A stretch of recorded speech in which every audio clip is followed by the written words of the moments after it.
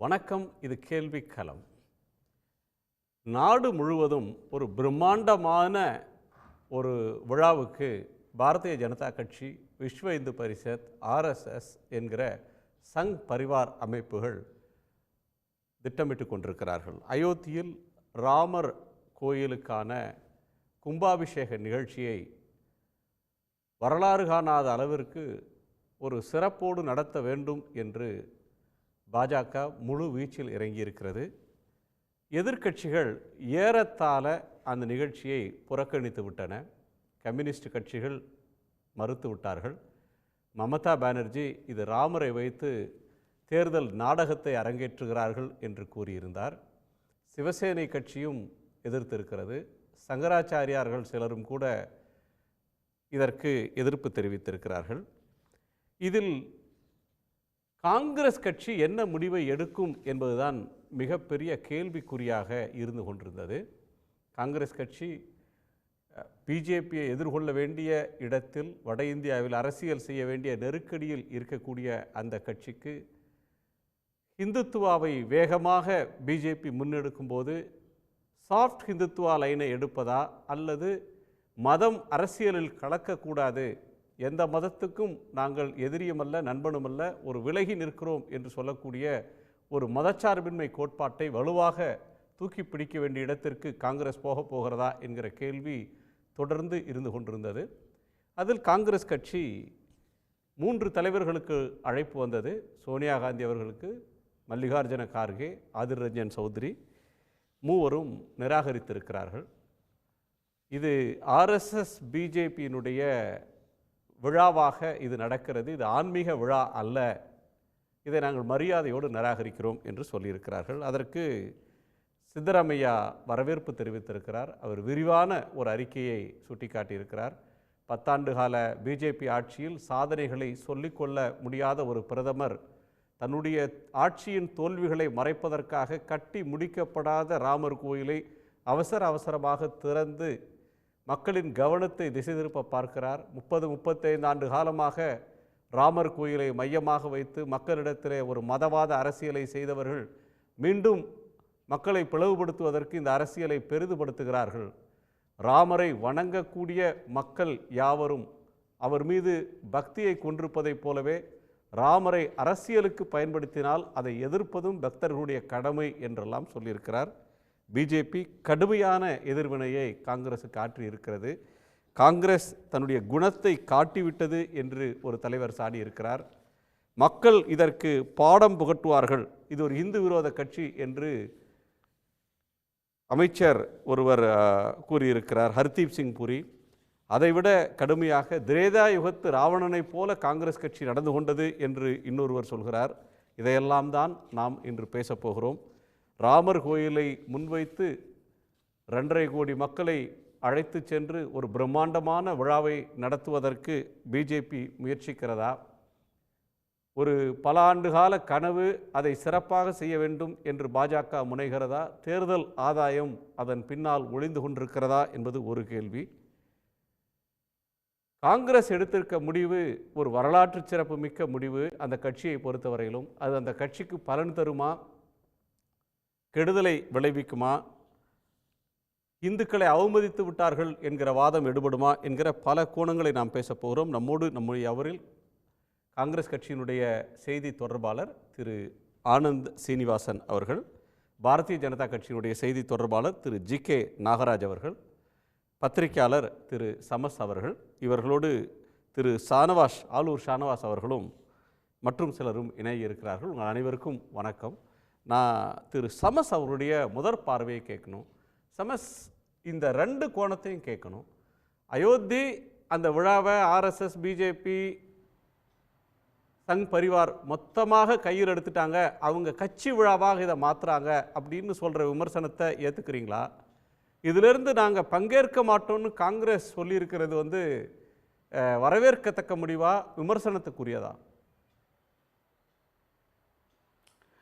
இது முழுமையாக வரவேற்கத்தக்க ஒரு முடிவு. வரவேற்கத்தக்க முடிவு மட்டுமே இல்லை, அது ஒரு பெரிய வரலாற்று தொடர்ச்சி. பலர் இன்னைக்கு காங்கிரஸ் பாஜகவை பார்த்து அப்படி வடியொட்டி நடக்கணும், இதில் போய் பங்கெடுக்கணும்லாம் பேசுகிறத நம்ம பார்க்குறோம்.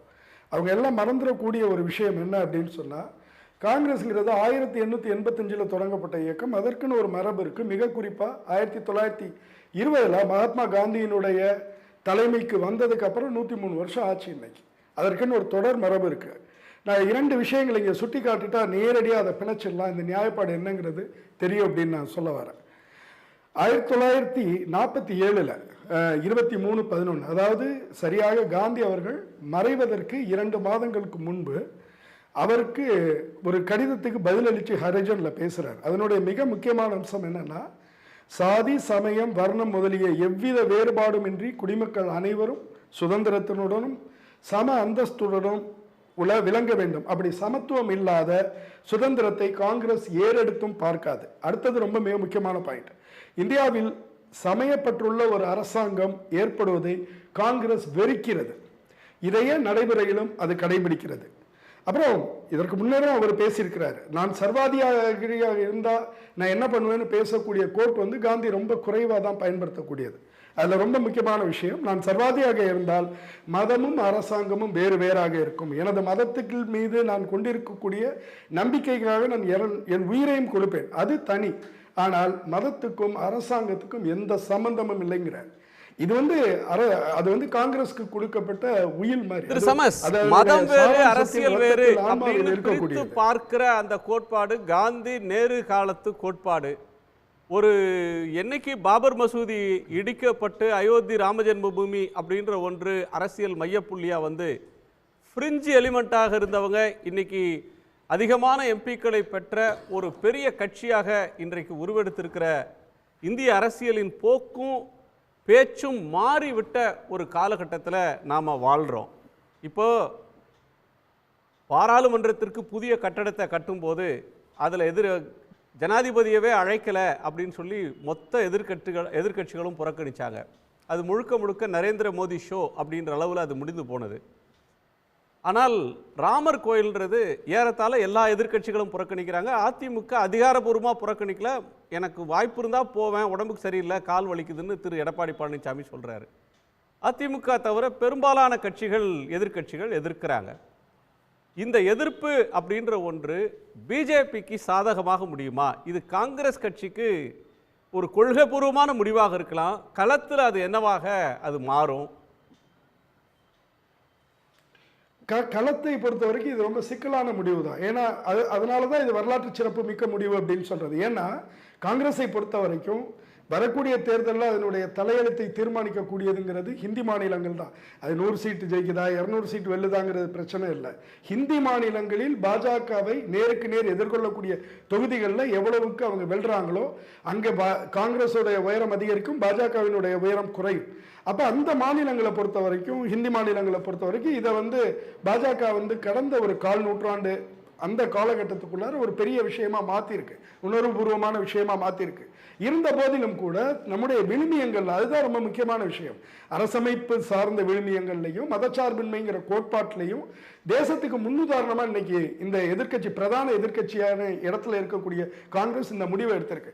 நான் என்ன சொல்லுவேன் அப்படின்னா, ஒரு தேர்தல் களத்தில் தேர்தல் அனுகூலங்களை மட்டுமே தாங்கி பிடித்து ஒரு ஆளுங்கட்சியை பின்னோக்கி எல்லா கட்சிகளும் செல்ல வேண்டும் என்கிற தேவை கிடையாது. இது மாற்று கதையாடல்.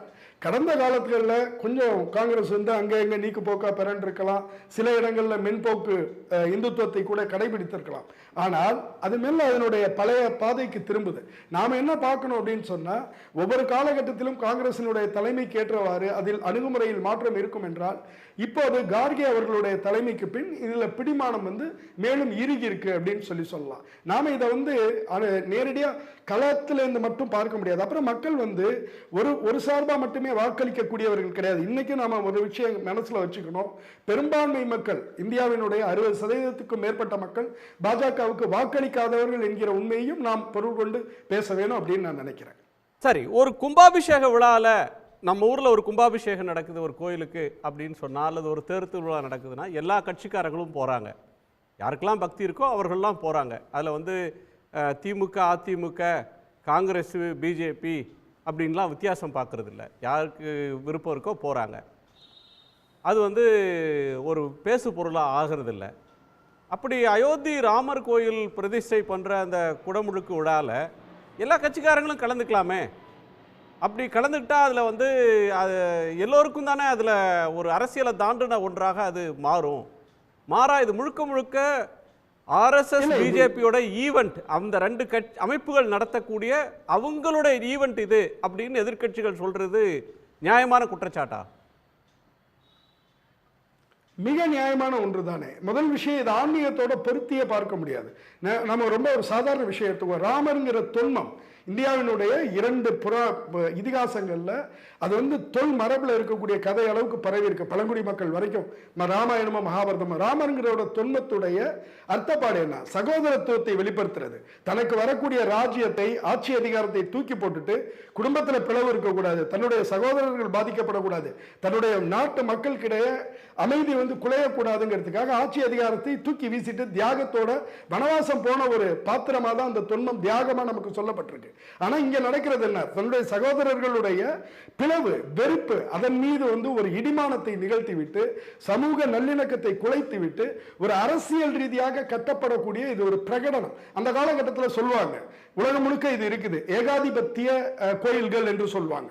அதாவது ஒரு பெரிய வெற்றியை அல்லது வந்து ஒரு பெரிய பிரகடனத்தை ஏற்படுத்தக்கூடிய கட்டுமானங்களை உருவாக்குதல்ங்கிறதுக்கு உலகம் தழுவிய மரபு இருக்கு. அதனுடைய நவீன ஒரு வெளிப்பாடாக தான் நரேந்திர மோடி அவர்களுடைய இந்த வெளிப்பாட்டை பார்க்கணும். அப்புறம் இது எதிர்க்கட்சிகளோ அல்லது ஊடகங்களோ சொல்ற மாதிரி தேர்தல் சார்ந்த கணக்கு மட்டும் இல்லை, இதற்கு பின்னாடி வேற ஒரு அர்த்தப்பாடு இருக்கு. அது சமீப காலமாக ஆர்எஸ்எஸ் காரர்கள் பேசிக்கொண்டிருக்கக்கூடிய, அதனுடைய சித்தாந்திகள் பேசிக்கொண்டிருக்கக்கூடிய சொற்றொடர்களை கூர்ந்து கவனிக்கிறவங்க அந்த அர்த்தப்பாட்டை விளங்கிக் கொள்ள முடியும்.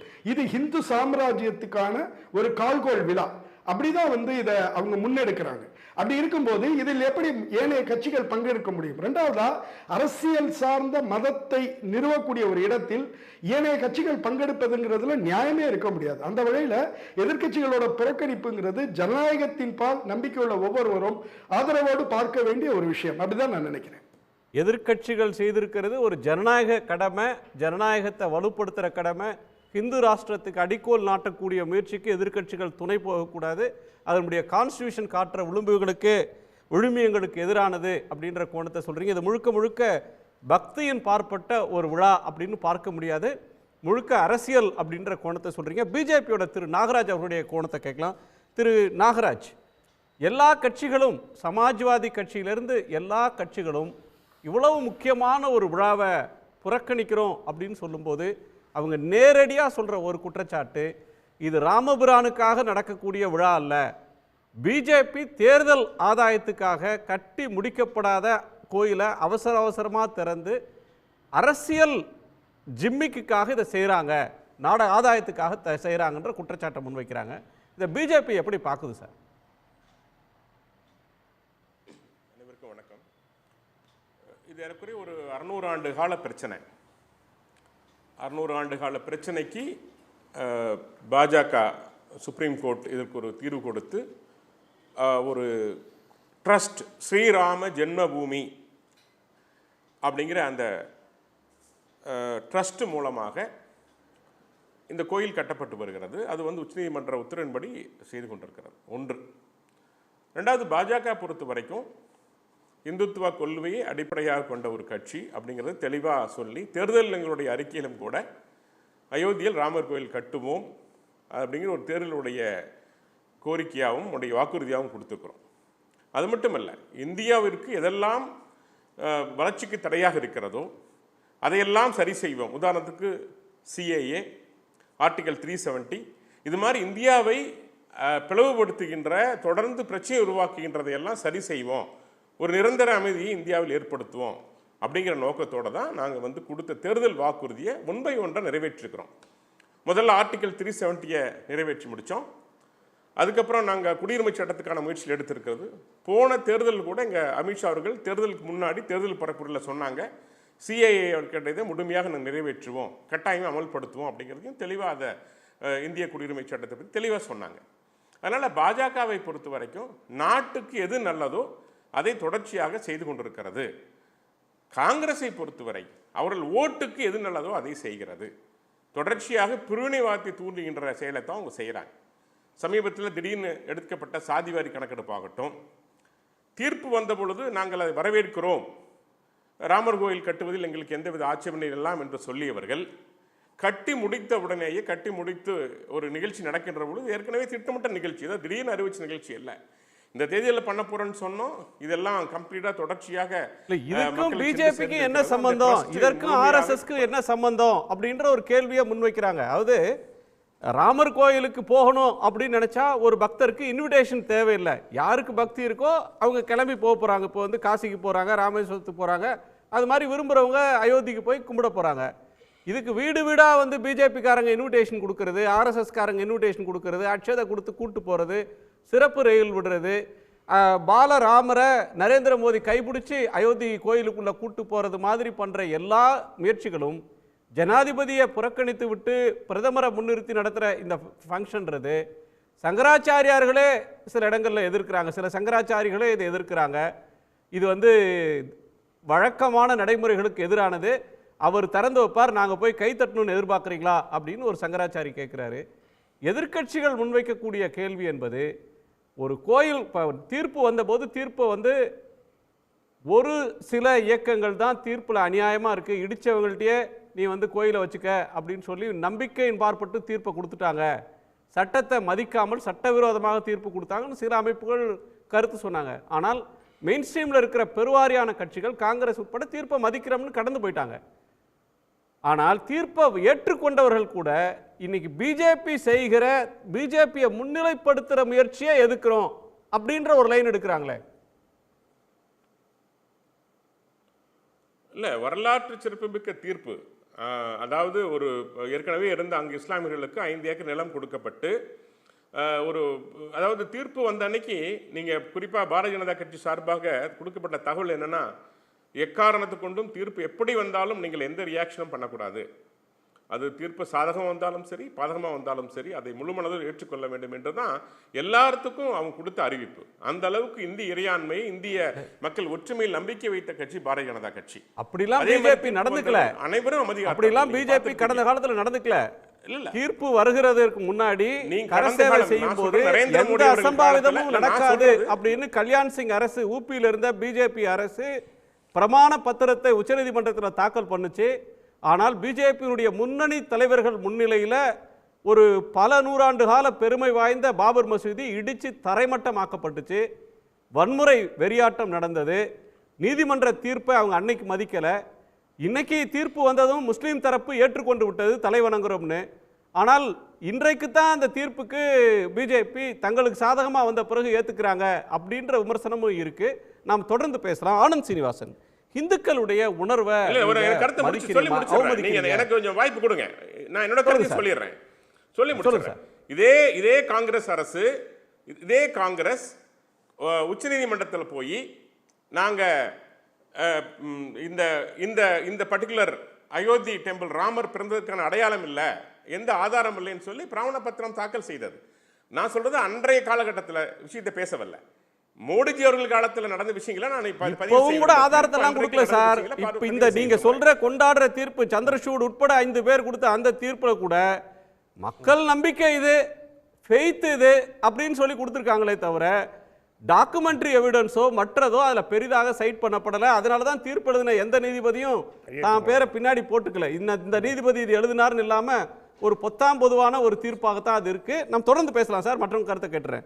இந்திய தொல்லியல் துறை இந்திய தொல்லியல் துறை தெளிவாக ஆய்வு செய்து அங்கு ராமர் கோயில் இருந்திருக்கிற அடையாளத்தை சொல்லி இருக்கிறது. அங்க இருந்த இதெல்லாம் சொன்னிக்கு அப்புறம் தான் தீர்ப்பு கொடுக்கப்பட்டிருக்கிறது.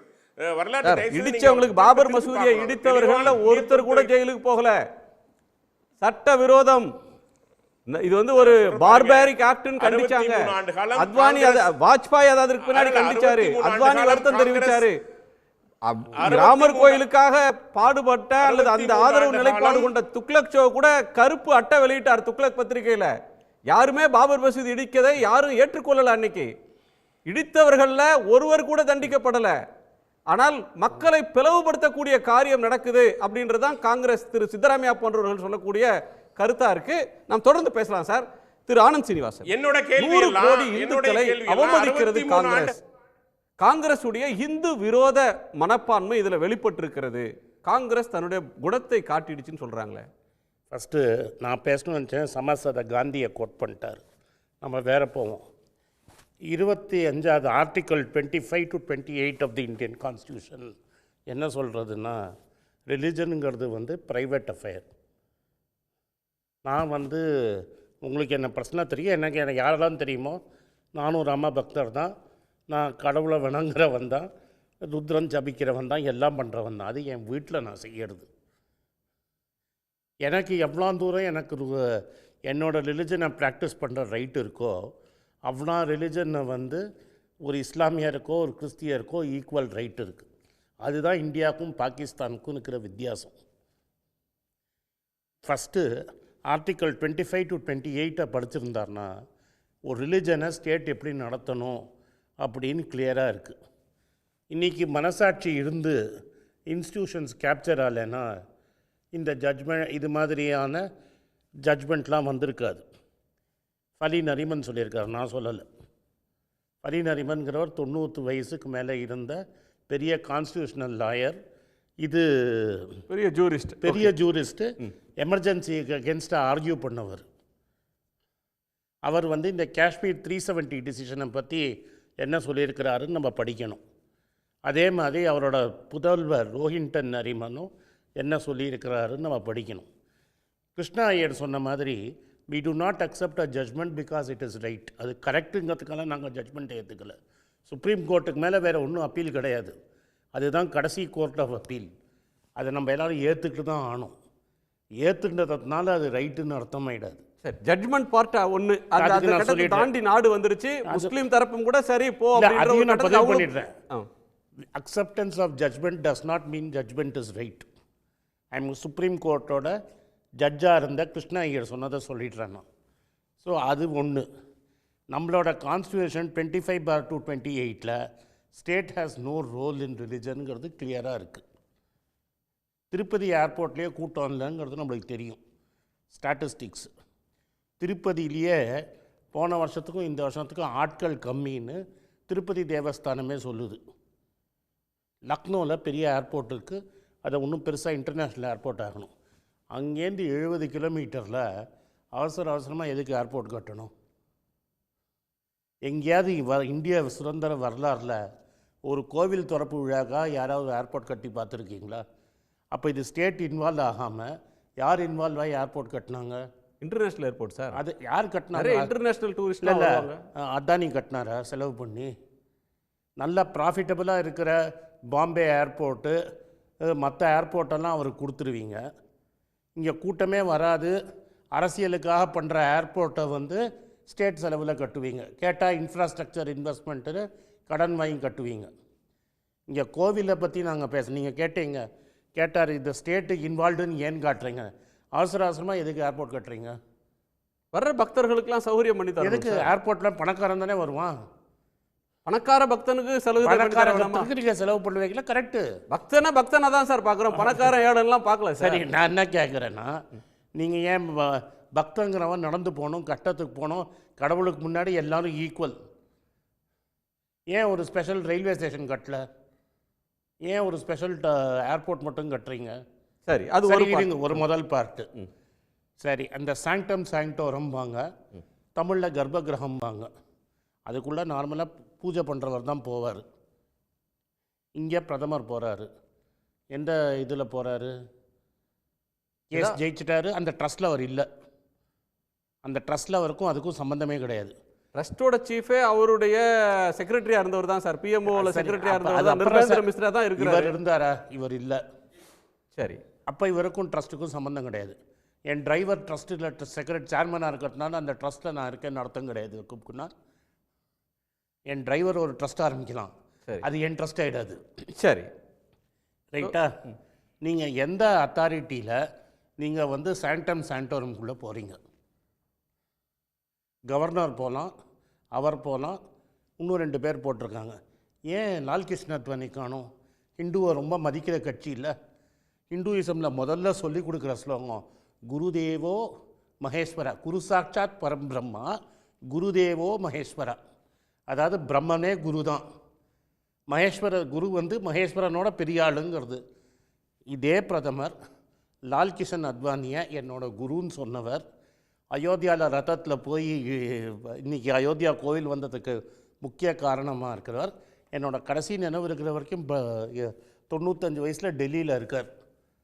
அவரே கூப்பிடல, அவரே சாங்டம் சாண்டோரம், இதெல்லாம் நீங்கள் ரொம்ப நியாயமாக நடந்துக்கிறீங்கல்ல, ஏன் சாங்டம் சாண்டோரம்குள்ளே கூப்பிடல, ஏன் ஏர்போர்ட் கட்டினீங்க, இதெல்லாம் இட் இஸ் அ கவர்மெண்ட் கட்சி ஃபங்க்ஷனில் அவரை கூப்பிடலாம் சார், ஏன் ஜனாதிபதியை கூப்பிடலன்னு கேட்குறாங்களே. அது விடுங்க, இவர் former deputy prime minister sir, Ashok சிங்கலோட அந்த ட்ரஸ்ட்டில் வேலை செஞ்சவர் சார், அவரே ஏன் கூப்பிடல? ஏன்னா பேர் வந்து அத்வானிக்கு போயிடுச்சுன்னா எனக்கு வராது இல்லை. அதுதான் இன்னைக்கு தகவல் பிஹெச்பி வந்து அத்வானியை கூப்பிட்டுருக்காங்க அப்படின்னு ஒரு தகவல் இருக்கு சார். இப்போ நீங்கள் சோனியா காந்தியை கூப்பிட்ட மாதிரி கர்கேவை கூப்பிட்ட மாதிரி கூப்பிட்டீங்களா? டெல்லியில் பக்கத்து தெருவில் தானே சார் இருக்கார். குருவை போய் பிரதமர் கூப்பிடலாம்ல. குரு நான் சொன்னேன்னா அவரை தானே சொன்னார். சரி, அதை விட்டுருங்க. இது ஒன்று. சரி, அயோத்தியில் ஏர்போர்ட்டை ஏன் கட்டினாங்க? அது ஸ்டேட் ஸ்பான்சர்டு நான் சொல்கிறேன். அரசாங்க செலவில் ஏன் கட்டினாங்கன்றது ஒரு கேள்வி. 25லேருந்து 28 ஆர்டிக்கலை நீங்கள் வயலேட் பண்ணியிருக்கீங்க சார். ரைட். ஆர்டிக்கல் 25 to 28 அதெல்லாம் பழைய இந்தியாவில் சார், அது செக்யூலர் இந்தியா, கான்ஸ்டியூஷன் இந்தியா. இது நியூ இந்தியா. இது நியூ இந்தியானாலும் கான்ஸ்டியூஷன் மாறல சார். கான்ஸ்டியூஷன் மாறுறதுக்கு நீங்கள் வந்து ஒரு constituent assembly, a parliament cannot change the cannot create a new constitution. ஒரு கான்ஸ்டியூண்ட் அசம்பிளிக்கு எலெக்ட் பண்ணி அப்போ தான் நீங்கள் கான்ஸ்டியூஷனை மாற்ற முடியும் சார். இது ஒரு பெரிய கேள்வி சார். அயோத்தியா கோயிலுக்கு வந்து நீங்கள் சுப்ரீம் கோர்ட்டை டிசைட் பண்ண மாதிரி ஒரு ஃபுல் பெஞ்ச் சுப்ரீம் கோர்ட் என்ன சொல்லியிருக்குன்னா, ஒரு பார்லிமெண்ட்டால் புது கான்ஸ்டியூஷன் எழுத முடியாது, இந்த இருக்கிற கான்ஸ்டியூஷனை வச்சு தான் நீங்கள் நடத்தணும். சரி, எல்லா ஜட்ஜ்மெண்ட் எனக்கு பிடிக்கலங்கிறதுக்காக நான் கான்ஸ்டியூஷனை மாற்ற முடியாதுன்னு ஒரு ஜட்ஜ்மெண்ட் இருக்கு. சரி, அது சட்ட பாயிண்ட் சார். அதுக்குள்ள போறது சார். இருங்க சார். இப்ப சொசைட்டி கர்ப்பகிரகத்துக்குள்ள மோடி அவர்கள் போல, பிரதமர் அவர்கள் போகல அப்படின்னா சரியா நீங்க ஏத்துப்பீங்களா? இதுங்க சார், ஏன் போலன்னு சொல்லட்டும் முதல்ல, அப்புறம் நான் பேசுறேன். ஏன் பிரசிடென்ட் போல? ஏன்னா அவங்க ஷெட்யூல் ட்ரைப்னா தாழ்த்தப்பட்டவர்கள், பழங்குடியினவர்கள், அவங்களுக்கு போகிறதுக்கு அருகதை இல்லை. இதே மாதிரி இதுக்கு முன்னாடி ஒருத்தர் இருந்தார், ராம்நாத் கோவிந்துன்னு, அவரை ஒரிசா கோவிலுக்குள்ளே விடலை. இது இவங்களோட இதுதான் இது ரியாலிட்டி ஆஃப் பிஜேபி. ஒரிசா கோவிலுக்குள்ளே விடுறதும் ரெக்கார்டு. பார்லிமெண்ட்டுக்கு மேடம் அவங்க தான் சாவரன். வெள்ளைக்காரனுக்கு எப்படி எலிசபெத் ராணி இருந்து இப்போ சார்ல்ஸ் ராஜா இருக்கிற மாதிரி 5 வருஷத்துக்கு ஒரு வாட்டி நம்ம ராஜா மாத்திரமே தவிர, உங்கள் கான்ஸ்டியூஷனில் அந்த ஊரில் ராஜாவுக்கு என்ன பவர் இருக்கோ அந்த பவர் உங்களோட பிரசிடெண்ட்டுக்கு இருக்குது. உங்கள் பாஸ்போர்ட்டே பிரதமர் பேரில் கொடுக்க முடியாது, by the order of the president of India. சரி, அவரை ஏன் கூப்பிடலன்றது ஒரு கேள்வி. நீங்கள் ஏன் கூப்பிடலன்னு நான் சொல்கிறேன், ஏன் கூப்பிடலன்னு. சரி, அவங்கள உள்ளே விட மாட்டாங்க. அந்த காலத்தில் காந்தி காலத்துக்கு முன்னாடி, வைத்தியநாத ஐயர் காலத்துக்கு முன்னாடி அவங்கள கோவிலுக்குள்ளே விட மாட்டாங்க. அந்த இந்தியாவுக்கு இவங்க போகிறாங்க திரும்பிங்கிறத நான் தெளிவாக சொல்கிறேன் சார். இது அயோத்தி கோயிலுக்குள்ளே எல்லாரும் போகலாம் சார். அப்போ ஏன் கூப்பிடல? அப்போ இன்னைக்கு கூப்பிடுங்களேன், எல்லாரும் போகலாம்ல. அப்போ பிரசிடெண்ட்டை உள்ளே கூப்பிட்டு போய் உட்காருங்க, நான் ஒத்துக்கிறேன். இன்னும் 10 நாள் இருக்குல்ல டைமு. சரி, அடுத்த பாயிண்ட். ஏன் காங்கிரஸ் போல? ஏன் இதை வந்து ஆர்எஸ்எஸ் பிஜேபியோடைய அஜெண்டாவா? ஆர்எஸ்எஸ்ன்னு நான் சொல்லிட்டேன். காங்கிரஸ் எப்படி சார் போகும்? கான்ஸ்டியூஷன் கிரின்வெல் நாட் ஆஸ்டன்ங்கிற புஸ்தகத்தை நீங்கள் படிச்சிருந்தீங்கன்னா, இந்த கான்ஸ்டியூஷன் எழுதியது ஷியாமா பிரசாத் முகர்ஜியோ கோவல்கரோ கிடையாது. கான்ஸ்டியூஷன் எழுதியது எங்கள் தலைவர்கள் 3 பேர், காந்தி, நேரு, ஆசாத். காந்தியின் அட்வைஸில் எலெக்ஷன் கான்ஸ்டியூண்ட் அசம்பிளியில் எலெக்ஷன் ஜெயிக்காதவரை அவர் சட்ட வல்லுநருங்கிறத அவரை கூப்பிட்டு அழகு பார்த்து நாங்கள் கான்ஸ்டியூண்ட் மெம்பர்ஷிப்பில் கொடுத்தது அம்பேத்கர். அது மட்டும் இல்லை. சரி, அதுக்கப்புறம் என்ன பண்ணோன்னா டிராஃப்டிங் கமிட்டிக்கு அவரை சேர்மனாக எலெக்ட் பண்ணுறோம். இது அவரே சொல்கிறாரு. 26ஆம் தேதி நவம்பரில் பேசும்போது, காங்கிரஸ் இவ்வளோ பெருந்தன்மையாக என்னை அசம்பிளி கூப்பிடுன்னு நினச்சேன், நினைக்கல, ஆனால் நினச்சாங்க. என் மக்களோட குறையை நான் பேசினேன்.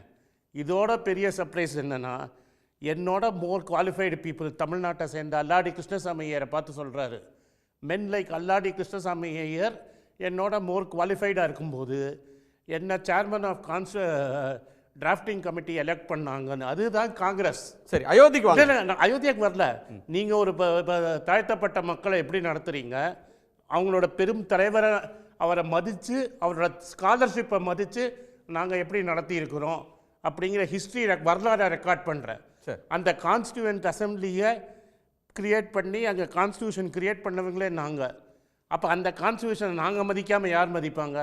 இந்த புது பார்லிமெண்ட் போனாங்கல்ல, கான்ஸ்டியூஷன் புக்கு பிரிண்ட் அடித்தாங்கல்ல, அந்த இது அதில் செக்யுலருங்கிற வார்த்தையை விட்டுட்டு ஏன் பிரிண்ட் அடித்தாங்க? By due process of law Indira Gandhi செக்யுலருங்கிற வார்த்தையை கொண்டு வராங்க. காங்கிரஸை பொறுத்த வரைக்கும் மற்றவங்கள்லாம் சாஃப்ட் இந்துத்துவான்னு சொல்ல, நீங்கள் ராகுல் காந்தியை நேர பேட்டி எடுத்திருக்கீங்க.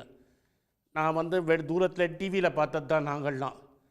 அவர் டே ஒன்லேருந்து ஆர்எஸ்எஸ் எனக்கு எதிரி, அந்த கொள்கைக்கும் எனக்கும் ஒத்து வராது, ஹிந்துத்வாங்கிறது எங்களுக்கு முக்கியம் இல்லை, அதுக்கு நான் ஹிந்து, நான் படித்து ப்ராக்டிஸிங் ஹிந்து, நான் கவுல் பிராமணன், ஆனால் அவங்க பண்ணுற பிராண்ட் ஆஃப் ஹிந்துத்வாக்கும் ஆர்எஸ்எஸ்க்கும் காங்கிரஸுக்கும் எனக்கும் சம்பந்தம் இல்லை அப்படிங்கிற ஸ்டாண்டில் அவர் ரொம்ப நாளாக கிளியராக இருக்கிறார். இன்றைக்கி நீங்கள் என்ன வேணால் பேசுங்க, காங்கிரஸ் தொண்டர் மதையில் யார் பிரசிடெண்ட்டாக இருந்தாலும் ராகுல் காந்தி தான் லீடர் சார். அவர் கிளியராக காங்கிரஸோட புறக்கணிப்பு வந்து ஒரு ஹிந்து விரோத கட்சின்னு இல்லவே அது மாறவே இல்லை. இந்து விரோத கட்சின்றதுக்கு இன்னொரு எக்ஸாம்பிள் அப்படின்னு பிஜேபி வந்து நான் என்ன சொல்கிறேன் சார், உங்கள் அரசியல் சாசன சட்டம்படி ஒரு கட்சிங்கிறது ரிலிஜன் தனியாக வச்சுருக்கணுங்கிறது தான் உங்கள் அரசியல். நீங்கள் அதை வச்சு தான் ஓட்டே எடுக்கிறீங்க. அரசியல் வேற, மதம் வேறன்றீங்களா? மதம்ங்கிறது ப்ரைவேட் ஃபேக்ட். நான் என்ன நம்பிக்கை உள்ளவன், அது என் வீட்டில் நான் யாரை வேணால் கும்பிடலாம், நான் யாரை வேணால் கும்பிடலாம், எதை நான் அல்லாவை கும்பிடலாம், கிருஷ்ணாவை கும்பிடலாம், ராமரை கும்பிடலாம், முருகனை கும்பிடலாம், அது என் வீட்டுக்குள்ளே. கடவுளே இல்லைன்னு சொல்லலாம். இந்துயிசமில் கர்வாக்கான்னு ஒரு செக்ட் இருக்குது, அதில் கடவுளே கிடையாதுன்னு ஆர்கியூம் பண்ணலாம் நீங்கள். சரி, சாணக்கியன்னு இவங்க சொல்லுவாங்களே. சரி, இந்த பிரம்மாண்ட நான் சொல்கிறேன், இவங்க சாணக்கியர், நம்ம இவரை அமித்ஷாவை சாணக்கியரும்பாரு, அந்த சாணக்கியரை கடவுள் இல்லைன்னு சொன்னவர், அவரும் ஹிந்து தான். இவங்க இந்த சாணக்கியான்னு இவ யாரை சொல்கிறாங்களோ அவரே ஹிந்து இல்லைன்னு சொன்னது தான். ஸோ ரிலிஜனுங்கிறது ஒரு ப்ரைவேட் ஸ்பேஸ். ராமரை நீங்க மதிக்கல, இந்திய மக்கள்லாம் ராமரை மதிக்கிறாங்க, கொண்டாடுறாங்க. காங்கிரஸ்க்கு ராமர் மேல சொல்கிறோம், சித்தராமையா சொல்கிறத தான் திரும்பி உங்களுக்கு சொல்கிறேன். ராமரே ஒரு எங்கள் தலைவராக இருந்தவர் காந்தி வழிகாட்டி, அவருக்கு மேலே ராமர் பக்தர் யாரும் கிடையாது. செத்து போகிறச்ச கூட ராம் ராம்னு சொல்லிட்டு தான் செத்தார். சுட்டது இவங்க, செத்தது எங்கள் தலைவன். செத்தும்போது ராம் ராம்னு சொல்லி தான் செத்தார். இதுக்கு மேலே எங்களால் ராம பக்தியெல்லாம் ப்ரூவ் பண்ண முடியாது. எவ்வளோ பேர் நாட்டுக்காக அந்த கட்சியில் இறந்துருக்காங்க, நாங்கள் எவ்வளோ பேரை கொடுத்துருக்கோம் பலின்னு உங்களுக்கு தெரியும். இந்தியாவில் இருக்கிறது இப்போ நீங்கள் மாற்ற முடியாது. ஹிஸ்டரியை ரப்பர் போட்டு ராமர் மேலே உங்களுக்கு நம்பிக்கை இல்லை, இதனால உங்களுக்கு தேர்தலில் மக்கள் பாடம் புகட்டுவாங்கன்னு ஸ்மிருதி இரானி சொல்கிறேன். ஸ்மிருதி இரானி சொல்லிட்டோம் சார். ராஜஸ்தான் ஒரு ஊர் இருந்தது சார். ஒரு மாதத்துக்கு முன்னாடி தேர்தல் நடந்தது சார். அந்த தேர்தலில் பிஜேபி ஜெயிச்சுது சார். 115 சீட்டு சார், நாங்கள் 69 சீட்டு சார். அதில் ஒரு சீட்டு கான்ட்ரமேண்ட் ஆகிடுச்சு. காங்கிரஸ் கேண்டிடேட் எலெக்ஷன் போது செத்துட்டார். ஸோ புது election BJP model code of கான்டாக்டை வயலேட் பண்ணி ஒருத்தருக்கு 4 மினிஸ்ட்ரி கொடுத்து, ஒரு மினிஸ்ட்ரி இல்லை 4 மினிஸ்ட்ரி அவருக்கு கொடுத்து அந்த கட்சியில் அந்த சீட்டில் இறக்குறாங்க. அந்த ஊர்லேயும் அரிசி கொடுத்து அயோத்தி, இப்போ வீடு வீடாக போய் அயோத்தியாவுக்கு வாங்கன்னு சொல்கிறாங்க. எங்கேயாவது கேள்விப்பட்டிருக்கீங்களா? ஒரு ஆளும் கட்சி எலெக்ஷன் ஜெயிச்சு 30 நாளுக்குள்ள 500,000 ஓட்டில் தோக்கலை சார். அதாவது ஒரு 60 சீட்டு வந்து 5000 ஓட்டுக்குள்ளே கைமாறிட்டாங்க. 40 சீட்டு 50 சீட்டு நம்பர் ஞாபகம் இல்லை. ஒரு சப்ஸ்டான்ஷியல் சீட் 5000 ஓட்டு கம்மியாக கைமாறித்தான் அந்த ஸ்டேட்டில். 12,000 ஓட்டில் தோத்தார். எவ்வளோ ஓட்டில் தோத்தார்? 500,000 ஓட்டில் தோக்கலை. ராமர் பேரில் ஓட்டை கேட்டுட்டு நார்த் இந்தியாவில் ராஜஸ்தானில் ஒரு மினிஸ்டராக நாமினேட் பண்ணி 30 நாள் கூட ஆளை 12,000 ஓட்டில் தோத்துட்டார். அதனால் ராமர்னாங்க எலெக்ஷன் தோக்கவும் போகிறதில்ல. ராமர்னால எலெக்ஷன் தோத்தாலும் பரவாயில்ல, பட் நாங்கள் தோக்க போகிறதில்ல. மக்களுக்கு ராமருக்காக மட்டும் ஓட்டு போட மாட்டாங்க. பொலிட்டிக்கல் சயின்ஸில் டாமினன்ட் மைனாரிட்டின்னு ஒன்று சொல்லுவாங்க. ஒரு மைனாரிட்டி அக்காமுலேட் பண்ணி ஒன்றுத்துக்கு ஓட்டு போடுவாங்க. அதுதான் பிஜேபி. 30% ஓட்டு இருக்குன்னே வச்சுப்போம். 30% ஆஃப் 100%. நீங்கள் அவங்க சொல்கிற மைனாரிட்டி அப்பீஸ்மெண்ட் வேறு, நீங்கள் சொல்கிற டாமினன்ட் மைனாரிட்டி வேறு. Dominant minority. ஸோ பிஜேபியோட பார்வையில் 51% மைனாரிட்டிஸ் சார். 51% ஓட்டு இருந்தால் தான் நீங்கள் மெஜாரிட்டி. காங்கிரஸ் காந்தி காலத்துலேருந்து யாருமே 51% ஓட்டு இந்தியாவில் வாங்கினது கிடையாது சார். தமிழ்நாட்டில் ஆன்டி பிஜேபி ஓட்டு 53% விழுந்தது சார் போன முறை சார். நீங்கள் அப்போ திமுகவை அண்ட் டாமினன்ட் செக்யுலர் ப்ராக்ரஸிவ் அலையன்ஸை நீங்கள் வந்து டாமினன்ட்டுன்னு போடுங்க. நீங்கள் நான் என்ன சொல்ல வரேன்னா, அயோத்திக்கு வாங்க சார், நீங்கள் போகலைன்றதுனால சார் நீங்கள் எலெக்ஷன் நீங்கள் கேட்டீங்க, வாக்குறுதியாக நிறைவேற்றிட்டோம். வாக்குறுதி நிறைவேற்றிட்டீங்கன்னா எப்படி நிறைவேற்றினீங்க? ஆகம சரி, நீங்கள் இதுதான் பண்ணல, ஆகம சாஸ்திரத்துலையாவது உங்களுக்கு நம்பிக்கை இருக்கா? கோவிலில் சின்ன பின்னமானதை கும்பிடக்கூடாதுன்னா ஆகமத்தில் நிறைய இருக்குது. சங்கராச்சாரியார் சொல்கிறார், சார் நான் சொல்ல கோவிலே ரெடியால அதுக்குள்ளே எப்படி இனாகரேட் பண்ணுறீங்கன்னு கேட்குறாரு. கும்பாபிஷேகம் கோவில் ரெடியானால் தானே சார் கும்பாபிஷேகம் பண்ணுவாங்க. மேலே போய் அந்த நெல்லெல்லாம் வச்சு தண்ணி ஊற்றுவாங்க. இங்கே கோவிலே ரெடியாலையே. கோவில் ரெடியாகிறதுக்கு இன்னும் 1 வருஷம் ஆகுங்கிறாங்க. எலெக்ஷன் 1 வருஷம் தள்ளி போட முடியாது. எலெக்ஷன் ஏப்ரல் மாதம் வரப்போகுது. அதனால் ரெடியாகாத கோவிலில் அரைகுறைய வீடியோ வந்ததெல்லாம் பார்த்துட்டு தான் நான் சொல்கிறேன், அரைகுறையாக வந்த கோவிலுக்குள்ளே நீங்கள் வச்சுருக்கீங்க. சார் அந்த ட்ரஸ்ட்லேயே பல பேர் வீடியோ லீக் ஆகி சுற்றின்னு இருக்கு. ஊழல் நடந்திருக்கு, லேண்டு பரிவர்த்தனையில் ஊழல் நடந்திருக்கு, கணக்கு சரியாக கொடுக்கல அப்படின்னு பல பேர் கம்ப்ளைண்ட் பண்ணுறாங்க. அப்போ அதெல்லாம் எப்படி அது ஒரு இவ்வளோ தூரம் நீங்கள் ராமர் பேரை சொல்லி ஏமாத்துறவங்க மேலே ஆக்ஷன் எடுக்கிறது ராம பக்தரோட வேலையா இல்லையா? இப்போ இவர் ப்ரூஃபோட சட்டம் தப்பு நடந்ததா சட்டம் தன்னோட கடமையை செய்யும். எங்க சார் செய்யலையே? சார் திரு சேதுராமனுடைய பார்வை ஆளூர் ஒரு நிமிஷம். நான் சேதுராமனுடைய ரமேஷ் சேதுராமனுடைய கோணத்தை கேட்டு, திரு ரமேஷ் சேதுராமன் உங்க கோணம் இந்த பிரச்சனையில? இல்ல, பல விஷயங்களை சீனிவாசன் சார் ரொம்ப அழகா பேசினாரு. ஆனா ஒன்னொன்றுக்கும் நான் பதில் சொல்லணும்னு நினைக்கிறேன். ஆனா அதுக்கு கொஞ்சம் பொறுமையுடன் இன்டர்வென்ஷன் இல்லாம இருந்தா வேக வேகமா சொல்லிருங்க ப்ளீஸ்.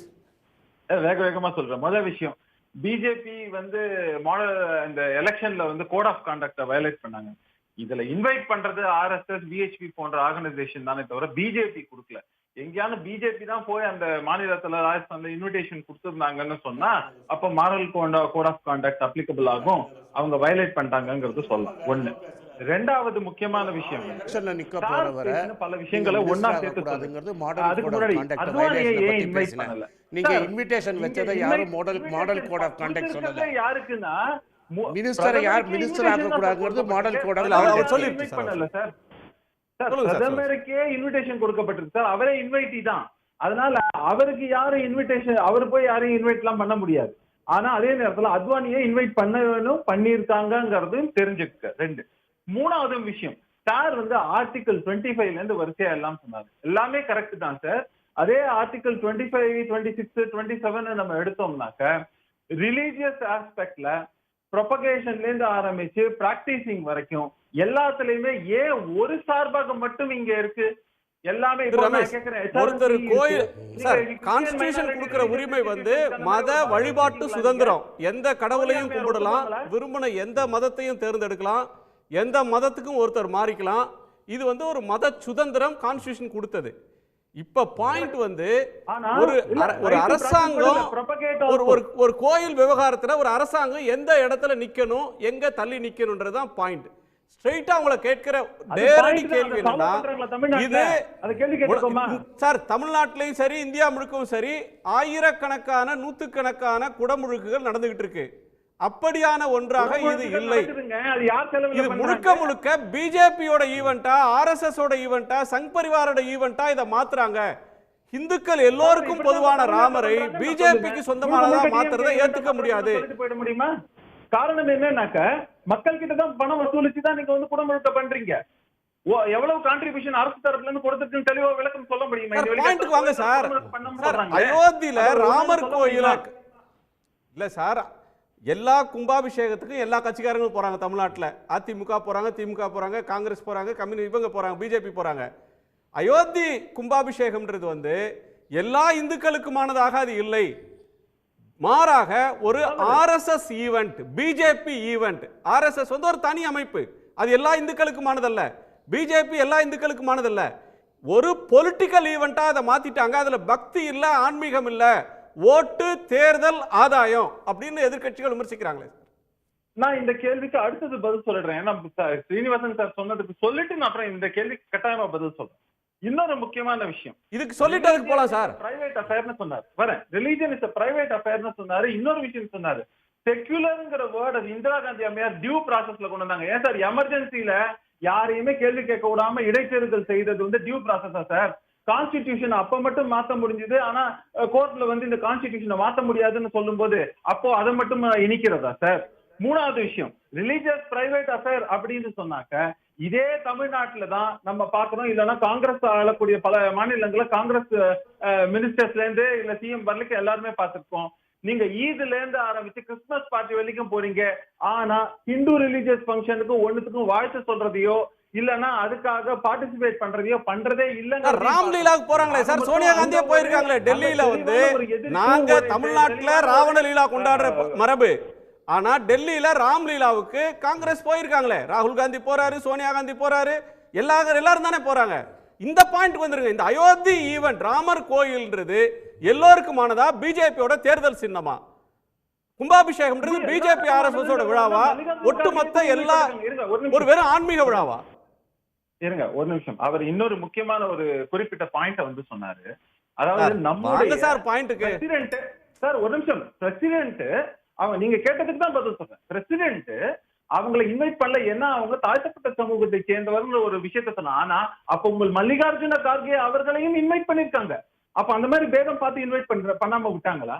நீங்க நான் என்ன சொல்றேன், ஒவ்வொரு விஷயத்துல அவர் கேட்டது கர்ப்ப கிரகத்துக்குள்ள மோடி அழைச்சிட்டு போறீங்களே, திரௌபதி முர்முவை பிரசிடென்ட் அழைச்சிட்டு போவீங்களா அப்படின்னு கேட்கிறாரு. கார்கேக்கு, சோனியா காந்திக்கு சீதாராம் யெச்சூரி கொடுத்த இன்விடேஷன்ல ஒரு ஆயிரக்கணக்கானவங்களுக்கு கொடுக்குற இன்விடேஷன்ல ஒரு இன்விடேஷனா ஜனாதிபதியை கூப்பிட சொல்ல, அவர் சிறப்பு விருந்தினரா பிரதிஷ்டை பண்ற இடத்துல ஜனாதிபதியை கூட்டு போவீங்களா? அவங்க ஹிந்து தானே அப்படின்னு கேட்கிறாரு. கரெக்டான கேள்வி. என் பாயிண்ட்க்கு நீங்க வர மாட்டீங்க. சப்ஜெக்ட் ஆமா, நான் ஒரு விருந்தினர் பேசல சார், சீக்கிரம் சார். சரி, நான் அதையும் தெளிவா சொல்லிடுறேன். அதாவது இங்கே அவங்க ஒவ்வொருத்தரையும் இன்வைட் பண்றாங்க அப்படிங்கும் போது இன்வைட் பண்ணாங்களா இல்லையானும் யாருக்கும் தெரியாது, அதை ஏற்றுக்கொண்டார்களா இல்லையானும் தெரியாது. எந்த ஒரு தெளிவுமே இல்லாமல் நம்ம இப்படி ஒரு விளக்கத்தையும் இப்படி ஒரு பரப்புரையும் நாம் வைத்துக் கொண்டிருக்கிறோம். ஏன் ரகசியமா வச்சுக்கிறாங்க? நாங்க ஜனாதிபதியை கூப்பிட்டோம்னு சொல்ல வேண்டியதானே அவங்க? ஒரு நிமிஷம், ஒரு நிமிடம். ஜனாதிபதி யாரோ இல்ல சார், 140 கோடி மக்களுடைய தலைவர், அவங்க முதல் குடிமகள். விழாவுக்கு கூட்டா ஒரு புரோட்டோகால் வேற, தயவு செஞ்சு புரிஞ்சுக்குங்க. பிரசிடென்ட் ஒரு விழாவுக்கு கூப்பிட்டா புரோட்டோகால் கம்ப்ளீட்லி டிஃபரண்ட். அதே மாதிரி ஆல்மோஸ்ட் சிமிலர். பிரசிடென்ட் பிரைம் மினிஸ்டருக்கு என்ன உண்டோ அதே தான் சார், பெரிய டிஃபரன்ஸ் இல்ல. பிரைம் மினிஸ்டருக்கு என்ன புரோட்டோகாலோ அதே தான், பெரிய டிஃபரன்ஸ் இல்ல. அதுதான் சொன்னேன் சார். இது ஆர்எஸ்எஸ் பிஜேபி ஈவென்ட்டா, எல்லா இந்துக்களுக்குமான ஈவென்ட்டா? இது சாதாரணமாக நடக்கிற ஒரு கோயிலுடைய பிரம்மாண்டமான கும்பாபிஷேகமா, இல்ல தேர்தல் பிரச்சார ஈவென்ட்டா? அநீதி இழைக்கப்பட்டதா, இங்க வந்து ஒரு போலியான பரப்புரை மேற்கொள்ளப்பட்டது, அதையும் அவர் சொல்லிட்டாரு இந்த மாதிரிலாம் நடக்கல அப்படின்னு. அது வாயிற்கு பூஜையை பண்றத கூட அதை கூட அவரை வந்து வாசல்லே உட்கார வச்சுட்டாங்கிற மாதிரி ஒரு பொய்யான ஒரு பரப்புரையை இங்க வந்து தொடர்ந்து வந்து செய்து கொண்டே இருந்தனர் எதிர்கட்சிகள். இல்ல இல்ல, ராம்நாத் கோவிந்தே ரெக்கார்ட் பண்ணிருக்காரு சார். ராம்நாத் கோவிந்தே வந்து அவமதிக்கப்பட்டது அன்னைக்கு பேப்பர்ல எல்லாத்துலயுமே வந்திருக்கு. புரி ஜெகநாதர் கோயில்ல ஜனாதிபதியாக இருக்கும்போது அவர் அனுமதிக்கப்படல. இல்லவே இல்ல, பொய் பரப்புரை இல்ல, பொய் பரப்புரைன்னு அவர் எங்கேயும் சொல்லல. அவர் மறுத்திருக்கணும் இல்ல, என்னை அவமதிச்சாங்க நடந்ததுன்னு உண்மையை சொல்லவே இல்லையே. எங்க சொன்னாரு? இப்படிதான் என்ன அவர் சொல்லியிருக்காரு சார், ஊடகங்கள்ல ரிப்போர்ட் ஆயிருக்கு சார். அது பாயிண்ட் இல்ல சார். இந்த அயோத்தி ஃபங்க்ஷனுக்கு வாங்க சார், அது வந்து 10 நிமிஷமா உங்களை கேட்டுட்டு இருக்கிறேன். விளக்கப்படல, அவ்வளவுதான். எங்கேயுமே நன்றி நன்றி. திரு ஆலூர் ஷானவாஸ், உங்க கோடம் என்ன? காங்கிரஸ் உடைய முடிவை நீங்க எப்படி பார்க்கிறீங்க திரு ஆலூர் ஷானவாஸ்? அதாவது தமிழ்நாட்டில் கடந்த 2.5 ஆண்டுகளில் 1000 கோயில்களுக்கு மேல் குடமுழுக்கு நடந்திருக்கிறது. இந்தியாவில் புகழ்பெற்ற கோயில்கள் அனைத்திலும் குடமுழுக்கு நடந்து கொண்டிருக்கிறது. லட்சக்கணக்கான மக்கள் கோயில் திருவிழாக்களில் பங்கேற்றுக் கொண்டிருக்கிறார்கள். தமிழ்நாட்டில் கள்ளழகர் ஆற்றில் இறங்குகிற அந்த நிகழ்வு என்பது லட்சோபலட்சம் பேர் பங்கேற்கிற ஒரு மாபெரும் பக்தி நிகழ்வு. திருவண்ணாமலையில் தீபம் ஏற்றுகிற நிகழ்வு என்பதும் அதே போல லட்சோபலட்சம் பேர் ஏற்றுகிற ஒரு நிகழ்வு. லட்சோபலட்சம் மக்கள் குழுமுகிறார்கள். ஆயிரக்கணக்கான கோயில்களில் குடமுழுக்கு நடக்கிறது. இந்து மத நம்பிக்கைகளை கொண்ட மக்கள் குழுமுகிறார்கள். ஆனால் அந்த கோயில் திருவிழாக்கள் ஒருபோதும் இங்கே இருக்கக்கூடிய சிறுபான்மை மக்களான முஸ்லீம்களின் மீது பழியை போட்டு முஸ்லீம்களை குற்றவாளியாக்கி நடத்தப்படுபவை அல்ல. ஆனால் இன்றைக்கு ராமர் கோயில் திறப்பு விழா குடமுழுக்கு என்று சொல்லி பாஜக RSS முன்னெடுக்கிற இந்த நிகழ்வு என்பது இங்கே இருக்கக்கூடிய கோடான கோடி முஸ்லீம்களை குற்றப்படுத்தி அவர்களை ஒரு பழிச்சொல்லுக்கு ஆளாக்கி அவர்களின் மீது ஒரு வெறுப்பு பரப்புரையை காலம் காலமாக கட்டவிழ்த்து விட்டு அதன் தொடர்ச்சியாக நடக்கிற ஒரு விழா. இவங்க என்ன சொன்னாங்க, இந்த இடத்தில்தான் கோயில் இருந்தது, கோயிலை இடித்து விட்டு மசூதி கட்டப்பட்டது அப்படின்னு சொன்னாங்க. ஆனால் தீர்ப்பில் அது உறுதிப்படுத்தப்படவில்லை.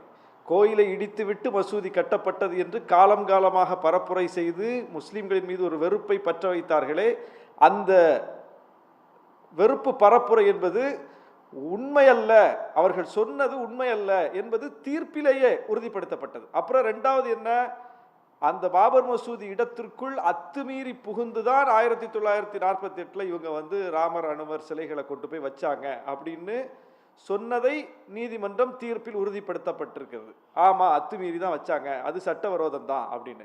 அப்புறம் என்ன, 92 பாபர் மசூதி இடிக்கப்பட்டது, அதுவும் குற்றச் செயல், அது அப்பட்டமான ஒரு சட்ட விரோத செயல் அப்படிங்கிறதே அதே தீர்ப்பில். இது நான் சொல்லக்கூடிய இந்த 3 அம்சங்களும் ராமர் கோயில் கட்டலாம் என்று சொன்ன இந்த 5 நீதிபதிகள் கொண்ட தீர்ப்பில் இருக்கக்கூடிய விஷயங்கள். கோயிலை இடித்து விட்டு மசூதி கட்டப்படவில்லை ஒன்று, அத்துமீறிதான் அங்கே அந்த சிலைகள் வைக்கப்பட்டது என்பது ஒன்று, பாபர் மசூதி இடிக்கப்பட்டது சட்டவிரோதம். இந்த 3 விஷயமும் உறுதிப்படுத்தப்பட்டிருக்கு. அது வரலாறு, அது பழைய வரலாறு.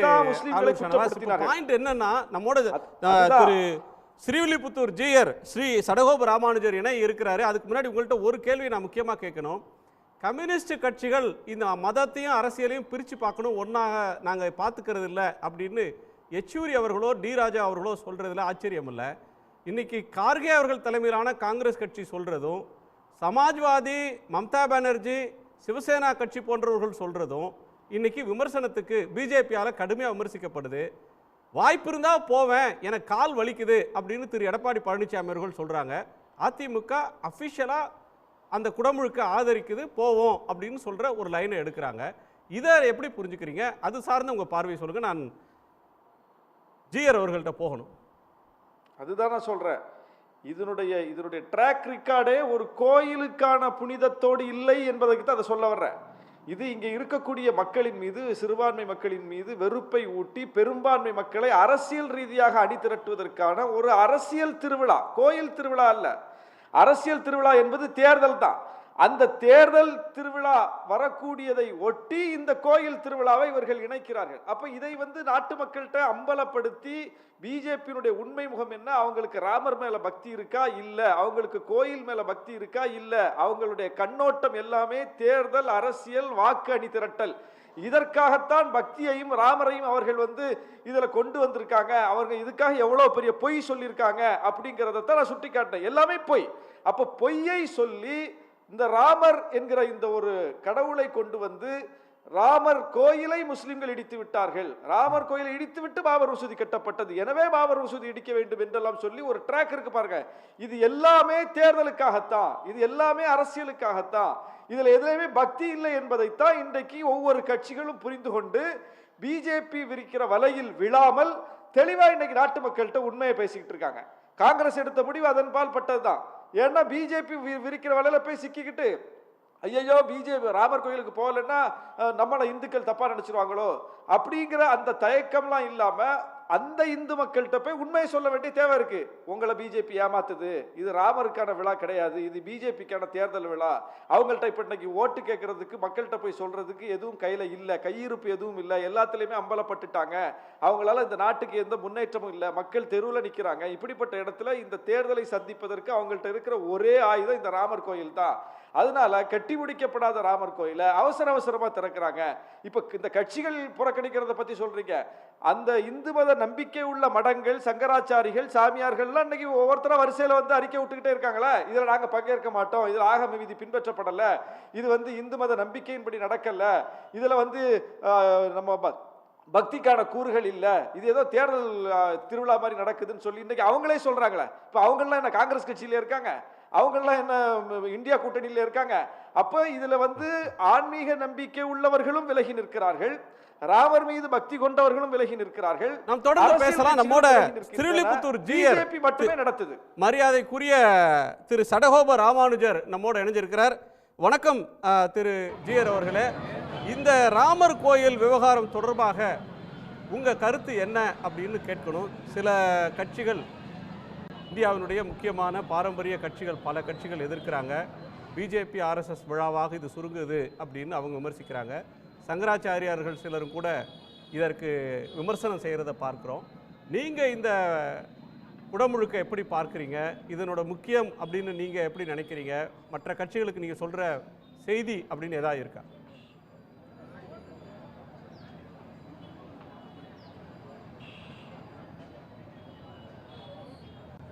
ஜிஆர் அவர்கள்ட்ட தான் கேட்குறேன். ஜிஆர், உங்களுடைய பதில்களை நீங்கள் சொல்லலாம்.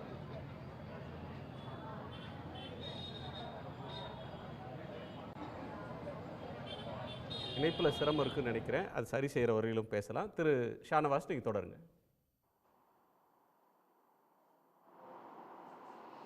அதனால தான் நான் சொல்கிறேன், இது வந்து முழுக்க முழுக்க ராமர் கோயிலை முன்வைத்து பிஜேபி நடத்துகிற ஒரு தேர்தல் நாடகம்.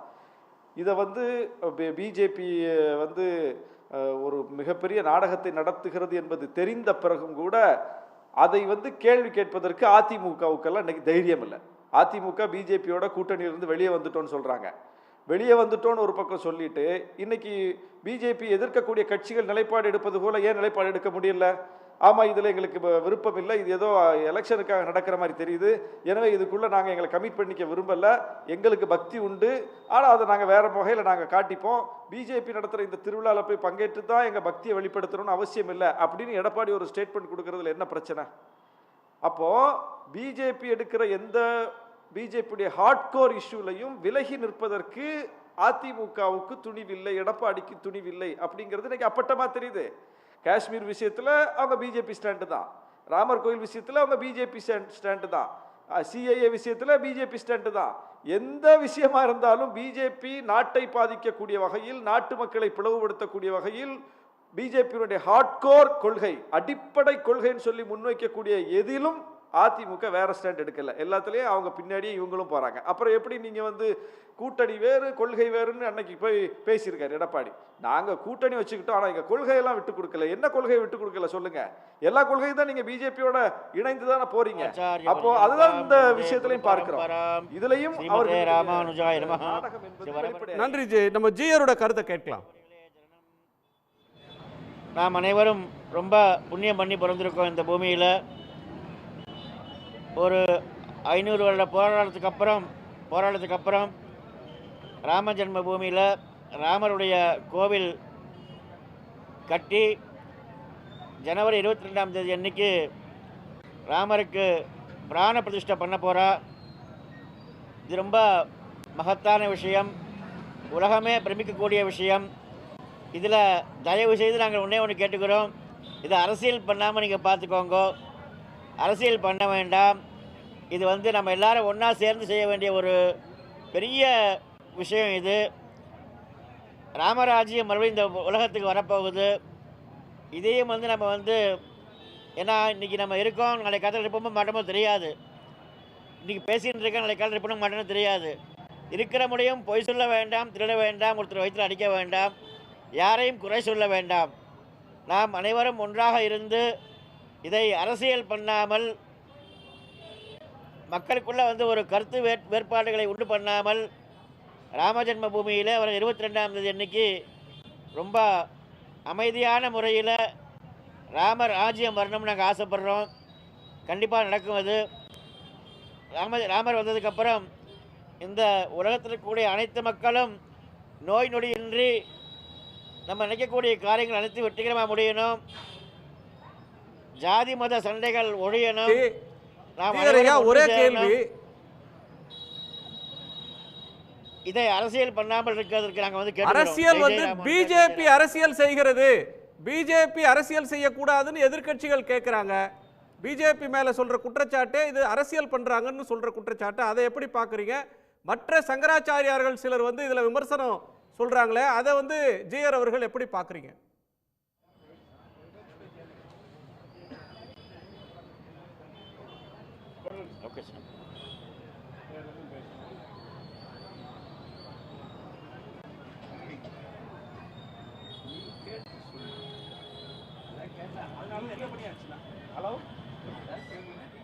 நன்றி நன்றி ஜிஆர் அவர்களுக்கு நன்றி. அரசியல் செய்ய வேணாம்னு சொல்கிறாங்க திரு ஆனந்த் சீனிவாசன். ஜிஆரோட வேண்டுகோள் வந்து அரசியல் செய்யக்கூடாது, ராமராஜ்யம் வரப்போகுது, ஒரு 500 வருஷ போராட்டத்துக்கு பிறகு இது நடக்குதுன்னு சொல்கிறாரு. ராமராஜ்யம் 47 வந்துருச்சு, அதனால் இப்போ வரணும்னு அவசியம் கிடையாது. சுதந்திரமே ராமராஜ்யம் தான். அது காந்தி சொன்னது. அதனால் ராமராஜ்யம் இனிமேல் வரப்போகுதுங்கிறத நான் ஏற்றுக்கல. நாங்களும் அதே தான் சொல்கிறோம். ஜிஎட் சொல்கிறது தான், அரசியல் வேறு, இது அவரும் அதே தான் சொல்கிறாரு. அரசியல் வேறு, ராமர் பூஜை வேறுன்னு. நீங்கள் அரசியல் பண்ணாமல் இதை நடத்துங்கங்கிறாரு. நாங்களும் அதே தானே சொல்கிறோம். ஜிஆருக்கும் எங்களுக்கும் என்ன டிஃப்ரென்ஸ் இருக்குது? அப்போ நாங்கள் தேச துரோகின்னு அவரும் தேச துரோகியா? அவரும் அதே தானே. ஜெய்சேந்திர அப்படி சொன்னால் எப்படி சார்? அப்படி நான் சொல்லலையே சார், நீங்கள் தானே சொல்கிறீங்க. அவரும் அதே தான். இப்போ நாங்கள் சொல்கிறதுக்கும் அவர் சொல்கிறதுக்கும் என்ன வித்தியாசம்? இதில் வந்து கட்சி வித்தியாசம்லாம் பார்க்காதீங்க, அரசியலே பண்ணாதீங்கன்னு சொல்கிறேன். நானும் அதே தானே சொல்கிறோம். பிரதமரை உள்ளே விட மாட்டாது, பிரசிடெண்ட்டை உள்ளே விட மாட்டேங்கிறது, அது அரசியல் இல்லையா? அப்புறம் மாற்றி மாற்றி பேசுறது. நான் சொல்கிறது, ஒரு எலெக்டட் மெம்பரை நீங்கள் மினிஸ்டர் ஆக்க முடியாது, அவர் எலெக்ஷனில் நிற்க வைக்க முடியாது. எலெக்ஷன் கோடுனா தொடர்ந்து பேசலாம் சார். பிஜேபியோடைய கருத்தை கேட்டு திரு ஜி கே நாகராஜ், உங்கள் பார்வை. இல்லை, காங்கிரஸை பொறுத்த வரைக்கும் நிறைய அவங்க பேசினாங்க. இங்கே அவங்க கூட்டணியில் இருக்கிற கட்சி கூட அனைவரையும், அனைத்து சாதியினரையும் நாங்கள் கருவறை வரைக்கும் அனுப்புவோம் அப்படின்னாங்க. மோடிஜி போகிற மட்டும் ஏன் அந்த கேள்வி கேட்குறாங்கன்னு தெரியல. கருவறையில் போகிறக்கு எல்லாத்துக்கும் எல்லா சமுதாயம் போகணுங்கிறது தான் விருப்பம். அது ஏன் அது மட்டும் மோடிஜிக்கு மட்டும் தனிப்பட்ட முறையில் ஒரு கேள்விங்கிறது எனக்கு தெரியல. ஒன்று. ரெண்டாவது, இது வந்து சரியான தருணம். மக்கள் எல்லாரும், நீங்கள் பிஜேபி அல்ல, ராம பக்தர்களாக மக்கள் ஒன்று சேர்ந்திருக்கிறார்கள். இன்னைக்கு பார்த்தீங்கன்னா எல்லா இடத்துலையும் போய் நின்று சாதாரண மக்கள் கூட விருப்பத்தோடு வரவேற்கிறார்கள். அந்த அளவுக்கு இன்னைக்கு இந்த அயோத்தி என ஒரு 500 ஆண்டு கால பிரச்சனையில் ஏகப்பட்ட கலவரங்கள் நடந்திருக்குது, ஒரு தீர்வு கிடைச்சிருக்கிறது. என்னுடைய கருத்தெல்லாம் காங்கிரஸை யாரும் வேண்டான்னு சொல்ல, வாருங்கள், வந்து பங்கேற்று கொள்ளுங்கள், நீங்களும் அதை பயன்படுத்திக்கணும் தான் சொல்கிறோம்.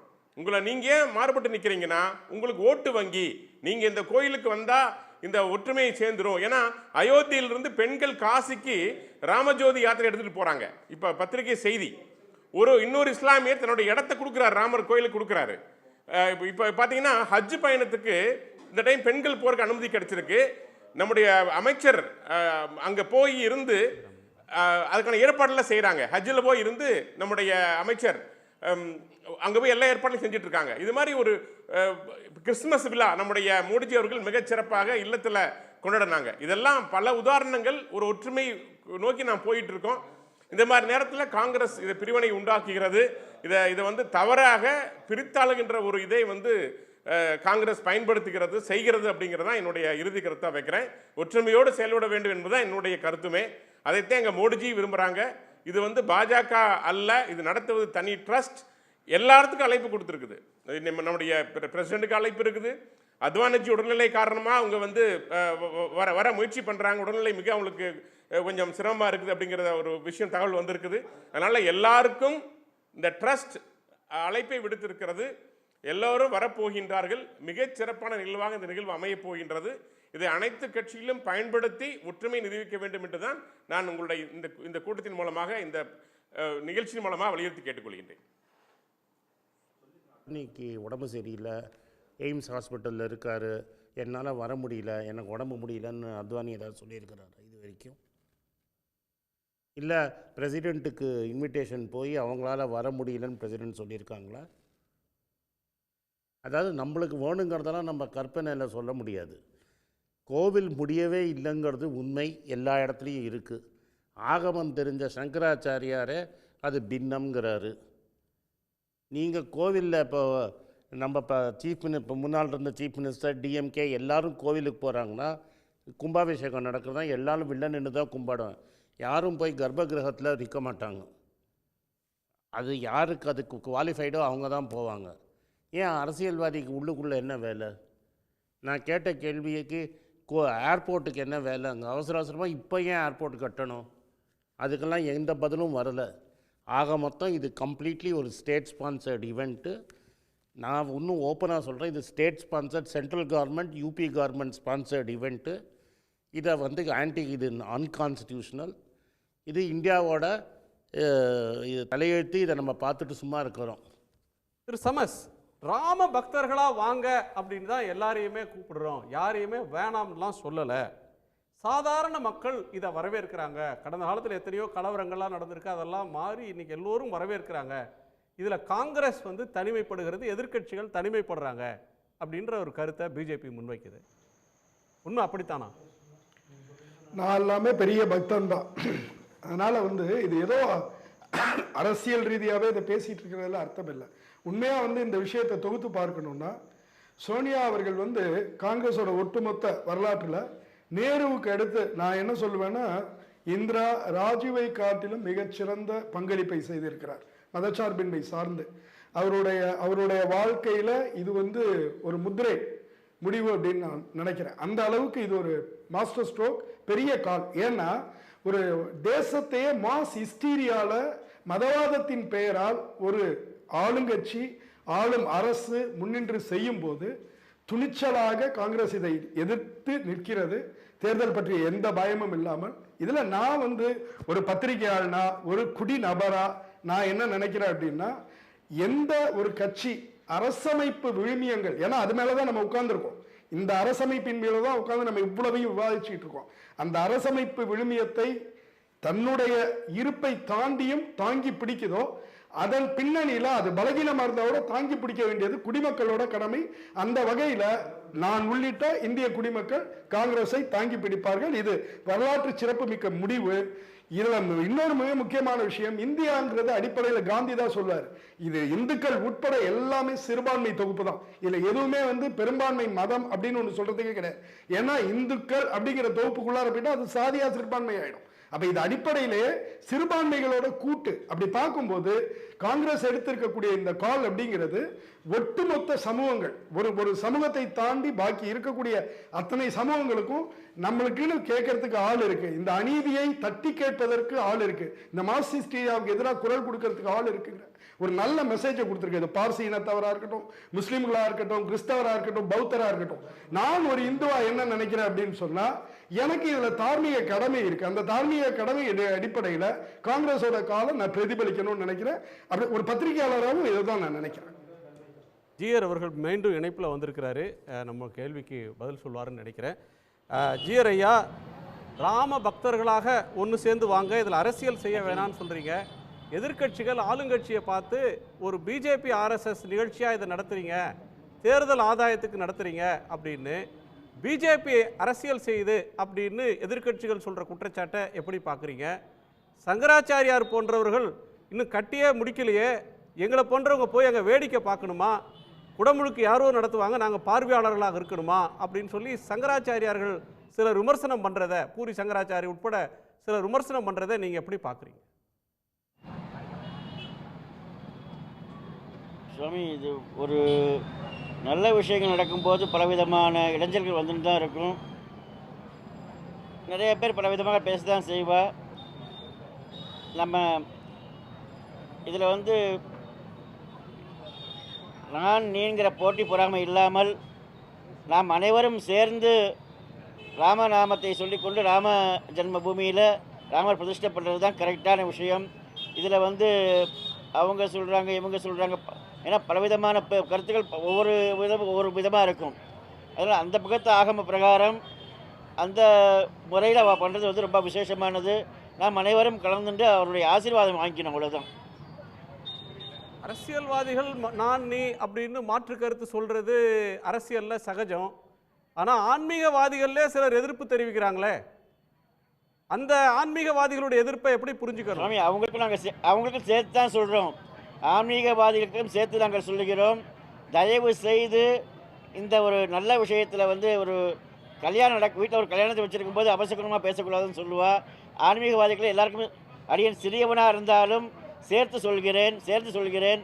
தயவு செய்து இதை ஆன்மீக அரசியல் பண்ண வேண்டாம் என்று நாங்கள் கேட்டுக்கொள்கிறோம். ஸோ இதில் அரசியல் இருக்கிறதா நீங்கள் பார்க்கல, முழுக்க இதில் ஆன்மீகம் மட்டுமே இருக்கிறதா பார்க்குறீங்களா ஜிஆர் ஐயா? ஆமாம், அடியனுக்கு என் கண்ணுக்கு ஒன்லி ராமர் தான் தெரிகிறார், அரசியல்லாம் தெரியல. நன்றி. நிகழ்ச்சியில் பங்கேற்று ராமர் மட்டும் தான் தெரிகிறார். நாம் எல்லாரும் குழந்தைகள், அவ்வளவுதான். ராமர், அவர் கண்ணுக்கு ராமர் மட்டும்தான் தெரிகிறாரு, ஆனால் உங்கள் கண்ணுக்கு ராமர் தவிர்த்து மீதி எல்லா அரசியலும் தெரிகிறது மாதிரி இருக்குது. சங்கராச்சாரியார்களுக்கும் ஜிஆர் அவர்கள் வேண்டுகோள் விடுக்கிறாங்க. நான் திரும்பி சொல்கிறது இதுதான்.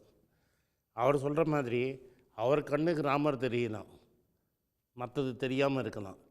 பட் நம்மளாம் நிஜம் வாழ்க்கையில் நிஜம் நடக்கிறவங்க. நீங்கள் ராம பக்தர், உங்கள் கண்ணுக்கு தெரியலையா? ராமருக்கு எனக்கு ராமரும் தெரியுது, ராமருக்கு நடக்கிற அநீதியும் தெரியுது. ராமருக்கு நடக்கிற அநீதி அவருக்கு தெரியல, ராமருக்கு நடக்கிற அநீதி என் கண்ணில் தெரியுது. என்ன ராமருக்கு அநீதி? நான் சொல்ல சார், தியாகராஜான்னு ஒரு சாமி இருந்தார் திருவையாறில்.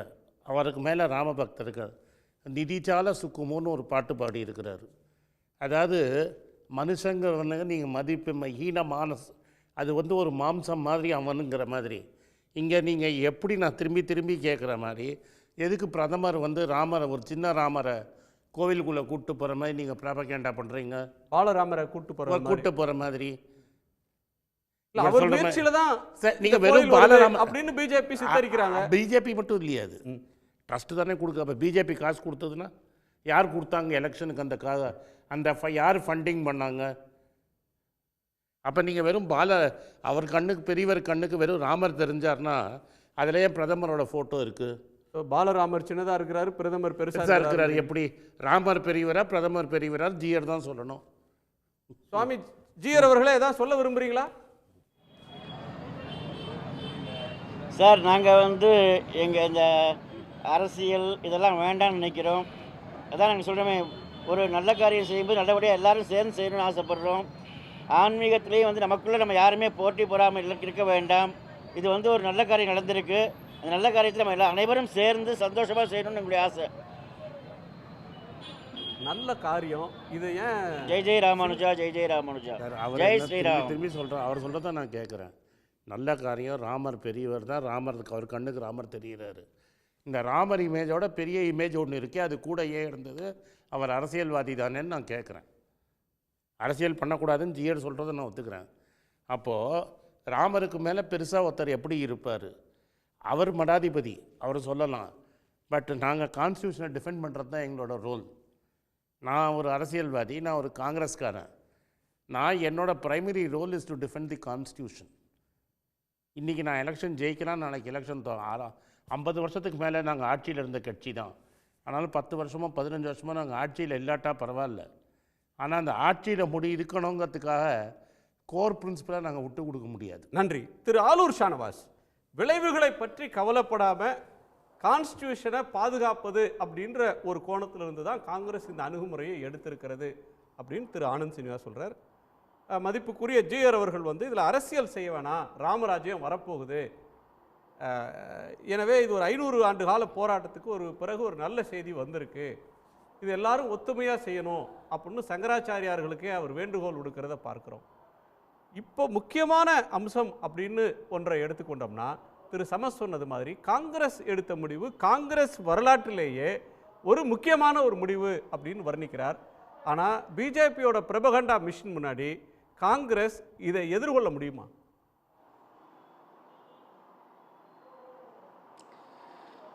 எதிர்கொண்டு தான் ஆகணும். அதில் தான் காங்கிரஸுக்கான மறுவாழ்வு இருக்கிறது. ஏன்னா காங்கிரஸ் ஆட்சி காலத்தில் தான் பாபர் மசூதி இடிக்கப்பட்டது. காங்கிரஸ் ஆட்சி காலத்தில் தான் அத்துமீறி பாபர் மசூதி இடத்திற்குள் ராமர் சிலைகள் வைக்கப்பட்டது. அப்போ இதெல்லாம் காங்கிரஸ் ஆட்சி காலத்தில் நடந்தது. காங்கிரஸ் அதை சரியாக கையாளவில்லை என்கிற பிரச்சனையில் இருந்து தான் பிஜேபி எழுச்சி பெற்றுக்கிட்டே இருக்கு. பிஜேபி தான் செய்வதை தீர்க்கமாக செய்கிறார்கள். தங்களுடைய வாக்கு வங்கி அணிதிரட்டுவதற்கு என்ன உண்டோ அதை செய்கிறார்கள். அவங்களுக்கு ஒரு வலதுசாரி கொள்கை இருக்கிறது. அந்த கொள்கையை நோக்கி பெரும் பாய்ச்சலில் அவர்கள் பாய்ந்து கொண்டிருக்கிறார்கள். அப்படி இருக்கும்போது அதற்கு எதிர் திசையில் பயணிக்க வேண்டிய கட்சி தான் காங்கிரஸ். எதிர் திசையில் தீர்க்கமாக பாய்ச்சல் காட்டினால் மட்டும்தான் காங்கிரஸுடைய அரசியல் வெற்றி பெறும். பிஜேபி போகிற திசையிலேயே பயணித்து பிஜேபிக்கு எதிரான வாக்குகளை அணிதிரட்ட முடியாது, பிஜேபியினுடைய வெற்றியை தடுத்துவிட முடியாது. அப்போ பிஜேபியை வீழ்த்த வேண்டும் என்றால் பிஜேபி போகிற திசைக்கு எதிர் திசையில் போடும். எனவே அதை இன்னைக்கு ராகுல் காந்தி அவர்களும் இன்னைக்கு கார்கே அவர்களுடைய தலைமையும் சோனியா காந்தியுடைய வழிகாட்டுதலும் அதை திறம்பட செய்கிறார்கள். நம்ம பல விஷயங்களில் பார்க்கிறோம். ஆர்எஸ்எஸ் எதிர்ப்பு என்பதை மிக தீவிரமாக முன்னெடுக்கிறார்கள். ஆர்எஸ்எஸ்னுடைய கொள்கைகளை தீவிரமாக எதிர்த்து முன்னெடுக்கிறார்கள். அதுபோல சாதிவாரி கணக்கெடுப்பாக இருந்தாலும் சரி, செய்தியாளர்களை பார்த்து உங்கள் எத்தனை பேர் ஒடுக்கப்பட்டவர்கள், விளிம்பு நிலை மக்கள், பிற்படுத்தப்பட்டவர்கள் என்று கேட்ட அந்த கேள்வியாக இருந்தாலும் சரி, இது எல்லாமே ஒரு மிகப்பெரிய மாற்றம். அதனுடைய நீட்சி தான் இது. எனவே காங்கிரசுக்கு இப்போது அந்த எந்த திசையில் பயணிக்க வேண்டும் என்கிற தெளிவு ஏற்பட்டு ஆர்எஸ்எஸும் தரக்கூடிய முக்கியத்துவம் அப்படின்ற ஒன்று ஒரு வாரத்துக்கு முன்னாடி டெலிகிராஃப் பத்திரிகையில் முதல் பக்கத்தில் எந்த அளவுக்கு பிஜேபி இதுக்கு ப்ரிப்பேர் ஆகுறாங்க அப்படின்னு ஒரு பெரிய செய்தி வந்தது. அதாவது ஜனவரியில் 22ஆம் தேதி முடிச்சுட்டு பிப்ரவரி மார்ச் அப்படின்னு சொல்லி 2 மாதங்கள் இந்தியாவின் எல்லா ஊர்களிலிருந்தும் மக்களை ராமர் கோயிலுக்கு அழைத்து செல்கிறாங்க. போன சட்டமன்ற தேர்தலையே பிரச்சாரத்தை தொடங்கினாங்க, நீங்கள் ஜெயிச்சிட்டா உங்களை வந்து இலவசமாக கூட்டு போகிறோம்னு. இப்போ அங்கே வந்து பிஜேபியுடைய தொண்டர்கள், ஆர்எஸ்எஸ் தொண்டர்கள், விஸ்வ இந்து பரிஷத்தை சேர்ந்தவங்க விமான நிலையத்தில் அந்த ராம பக்தர்களுக்கு உதவி செய்வாங்க. வீடு வீடாக போய் அழைப்புதல் தர்றதுக்கு ஒரு குரூப்பு, அச்சதை தர்றதுக்கு ஒவ்வொரு வீட்டுக்கும் ராமரை எடுத்துகிட்டு போகிறது அப்படின்றதுக்கு ஒரு பெரிய பிரயத்தனம். டெல்லியிலேருந்தும் நாக்பூர்லேருந்தும் இதுக்கான விரிவான ஏற்பாடுகள் நடக்குது. 2 கோடி பேரை ராமர் கோயிலுக்கு 2 மாதத்துக்குள்ளே கொண்டு போய் வர்றது. எங்கேயும் கட்சியை தூக்கலாக காட்டாமல் எல்லா இடத்திலும் ஆர்எஸ்எஸும் பிஜேபியும் இருப்பாங்க. ரயில்வே ஸ்டேஷன், விமான நிலையம், பஸ் நிலையம், வரக்கூடிய இடங்கள், போகக்கூடிய இடங்கள், பயண ஏற்பாடுகள் எல்லாவற்றிலும் இருப்பாங்கன்னு துல்லியமாக அதுக்கு ஒரு விரிவான பிளானை போடுறாங்க. ஒரு கும்பாபிஷேகம்ன்றதை வந்து அவங்க கனவு நிறைவேறுகிறதுன்றதுக்காக நடக்கிற ஒரு பெரிய ஏற்பாடுன்னு பார்க்கிறதா, அதுக்கு பின்னாடி லார்ஜர் டிசைன் எதுவும் இருக்குன்னு நினைக்கிறீங்களா? இல்லை, லார்ஜர் டிசைன் தான். கனவு நனவாகிறது என்பது உண்மை. ஆனால் இது எப்படி? அது சட்டத்துக்கு உட்பட்டா? சட்டத்துக்கு உட்பட்டு பாபர் மசூதி இடிக்கப்பட்டதா? சட்டத்துக்கு உட்பட்டு அங்கே ராமர் சிலைகள் கொண்டு வைக்கப்பட்டதா? சட்டத்துக்கு உட்பட்டு தீர்ப்பு வந்திருக்கிறதா? தீர்ப்பிலேயே வந்து சட்டத்துக்கு உட்பட்டு இல்லை, நம்பிக்கையின் அடிப்படையில் தான் அப்படிங்கிறத தெளிவாக சொல்லிட்டாங்களே. அதன் பிறகு இவங்க இப்போ என்ன சொன்னார் நாகராஜ்? 500 வருஷ போராட்டம் தீர்த்து வைத்தவர் மோடி அப்படின்னார். அது எப்படி மோடி தீர்த்து வைப்பார்? கோர்ட்டு தீர்ப்பு கொடுத்து தான் இது நடக்குதுன்னு ஒரு பக்கம் சொல்கிறீங்க, இன்னொரு பக்கம் மோடி தீர்த்து வச்சாருங்கிறீங்க. எப்படி அது? மோடி என்ன சுப்ரீம் கோர்ட் ஜட்ஜா?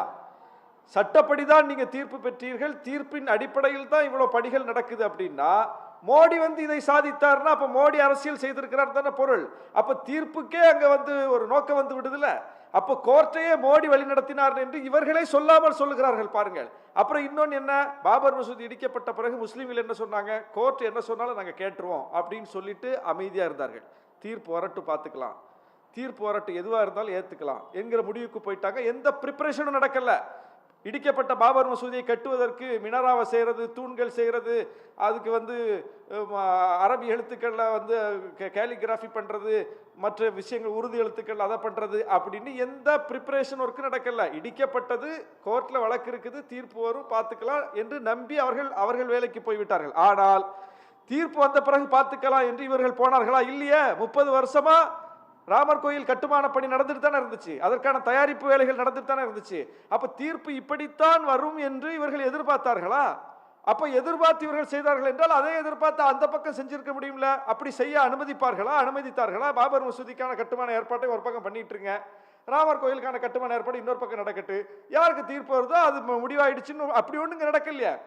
அப்போ முஸ்லிம்கள் தீர்ப்பை ஏற்றுக்கொள்வதற்கு தயாராக இருந்தார்கள், இந்த தரப்பு தயாராக இல்லை. தீர்ப்பை வந்து இப்படித்தான் வரும் என்று இவர்களே முடிவு செய்து வேலையை ஆரம்பிச்சு நடத்திக்கிட்டு இருந்தாங்க. அப்ப இது ஒரு நீண்டகால ப்ரிப்பரேஷன். இடித்தது ஒரு ப்ரிப்பரேஷன், அதற்கு பெரிய ஏற்பாடு நடந்திருக்குது. அதற்கு பிறகு இந்த 30 ஆண்டு காலத்தில் அதை கட்டுவதற்கு, ராமர் கோயிலை கட்டுவதற்கு மிகப்பெரிய திட்டமிடலும் மிகப்பெரிய பணிகளும் நடந்திருக்குது. அதனுடைய நீட்சி தான் இன்னைக்கு ஆட்சியை வைத்துக்கொண்டு, அதிகாரத்தை வைத்துக்கொண்டு இப்படி தங்களுடைய தேர்தல் ஆதாயத்துக்காக ராமரையும் ஒரு மதத்தையும் கடவுளையும் பிடித்து கொண்டு இவர்கள் இப்படி அதிகார துஷ்பிரயோகம் செய்கிறார்கள், அதிகாரத்தை தவறாக பயன்படுத்துகிறார்கள். இதுபோல மற்ற விழாக்களுக்கு இப்படி செய்வாங்களா? இதுபோல மற்ற நிகழ்ச்சிகளுக்கு இப்படி செய்வாங்களா? அதெல்லாம் கேள்வி இருக்குல்ல. அப்ப மற்ற எதற்கும் இப்படி செய்யப்படுவதில்லை என்னும் போது இதற்கு இவ்வளவு அதிகாரத்தை கொண்டு கொட்டி இப்படி ஒரு விழாவை நடத்துவது கூட ராமருக்காக அல்ல, பக்திக்காக அல்ல, குடமுழுக்குக்காக அல்ல, வேற எந்த குடமுழுக்குக்கும் இவங்க இப்படி எல்லாம் கொண்டு போய் அதிகாரத்தை பயன்படுத்தினது கிடையாது. வேற எந்த இங்க நடக்கக்கூடிய எந்த நிகழ்வுக்காவது இப்படி வந்து இந்திய அரசாங்கம் மல்லு கட்டிட்டு வேலை செஞ்சிருக்கா? எத்தனை கோயில் திருவிழாக்கள் நடக்குது, அங்க வந்து கூடக்கூடிய மக்கள் லட்சம் பேர் இந்து மக்கள் தானே. அவங்களுடைய வசதிகளுக்காக இப்படி வந்து இவங்க வந்து ரயில்வே ஸ்டேஷன்லையும் விமானத்திலையும் விமான நிலையத்திலையும் வந்து இவ்வளவு ஏற்பாடுகளை செஞ்சு அந்த மக்களுக்கு உதவிட்டு இருக்காங்களா? இல்லையே. அங்கே சாதாரண மற்ற மக்கள் உதவிட்டு இருக்காங்க. பழனி முருகனுக்கு பாத யாத்திரை போகக்கூடிய மக்களுக்கு வழியில வந்து முஸ்லீம்கள் வந்து மோர் கொடுத்துக்கிட்டு இருக்காங்க, கிறிஸ்தவர்கள் வந்து உதவி செஞ்சுக்கிட்டு இருக்காங்க.